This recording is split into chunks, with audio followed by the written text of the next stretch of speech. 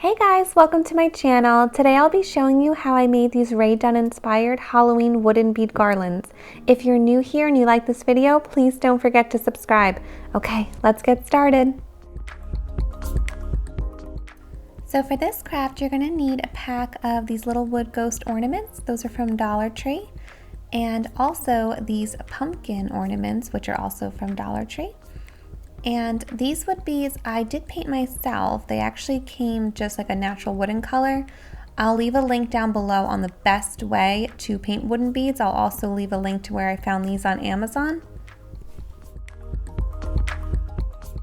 This pack of sponge foam brushes I also picked up at the Dollar Tree. And you can find twine at the Dollar Tree. The black string I already had on hand, so I'm just going to use that today. And these are the 3 paints I'm going to be using today. These I just picked up at Michael's. So I have my paints laid out, and I'm just going to start with my foam brush and dip it into my white paint.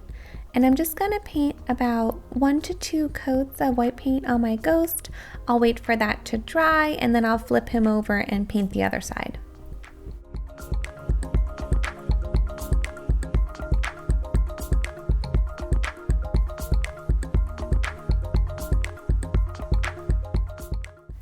So for my pumpkin, I wanted a bit more of a rustic look, so I'm mainly just going to dip into my orange, but also a little bit into that brown, so it gives the pumpkin a little bit more of a textured look.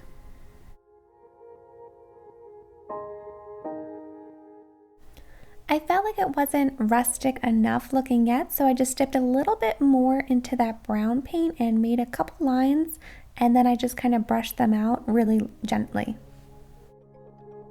While those are drying, I'm going to get started on my tassel. So I found this set of 3 baker's twine at the Crafter's Square at the Dollar Tree, and I thought it would be really pretty for a tassel. So I'm going to make my tassel with this white and black string.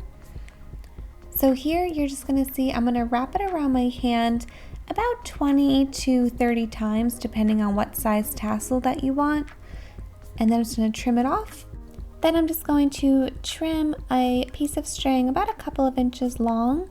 I'm going to put that through the center and kind of pull it up at the top, and I'm just going to put about 2 knots in this and make sure that it is really secure, nice and tight.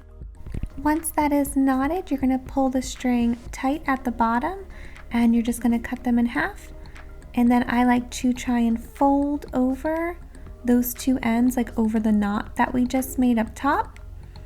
And then I'm going to cut another piece of string, and this one is going to be used to secure the head of your tassel. So just hold on to a little tail, and you're going to wrap it around until there's only a little bit left, and then you're just going to double knot that and trim it.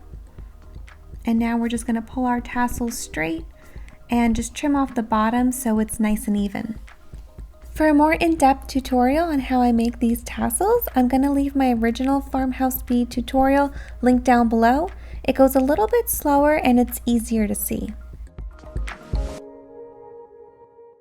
So now I just cut a long piece of that black string, and I'm going to put it through the center of that tassel and just triple knot it to make sure it's super secure, and then I'm just going to trim that little tail at the end.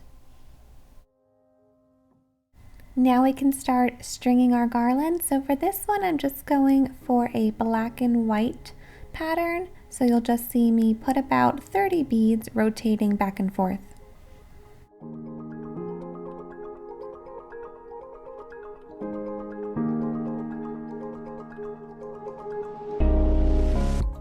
Now that I'm done with that one, I'm just going to set it aside and get started on our next garland. And also, you can use twine for this, like the one I found at the Dollar Tree, but since I have that black string already on hand, I'm just going to continue with that. So again, just pull a nice long piece, and I'm just going to secure it to this black tassel that I made off camera, just like we did before. So put it right through that center hole and just do about 3 knots so it's nice and tight.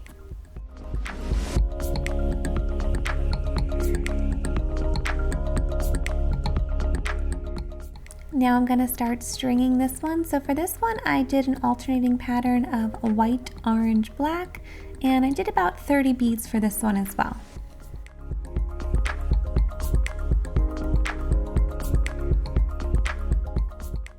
Now that we are all done stringing both of our garlands and the ghost and the pumpkin are completely dry, I'm just going to put it through that hole in the top and pull it as tight as I can. This part can get a little tricky because you want to make sure that you're not leaving gaps in between the beads.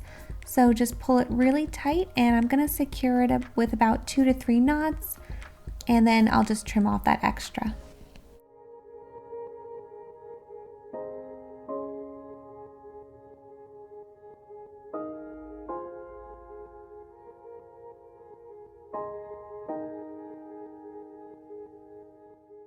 And now I'm just going to repeat those same steps to secure the ghost to our garland.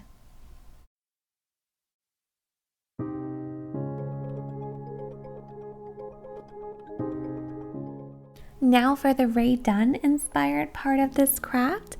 I have this paint pen from Michaels, but you can use any paint pen. And I'm just going to freehand the word fall across the pumpkin. And the good thing about RAE DUNN is the letters are pretty simple to replicate.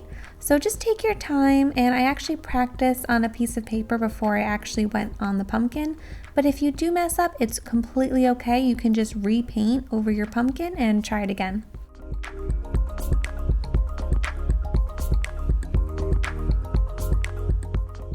And that's it. You're all done with your RAE DUNN inspired Halloween beaded garland. I think that these are so precious and they're perfect for a tiered tray or any Halloween fall decor. And if you like this video and you are new here, please subscribe. I would love to have you join our YouTube family and give this video a big thumbs up.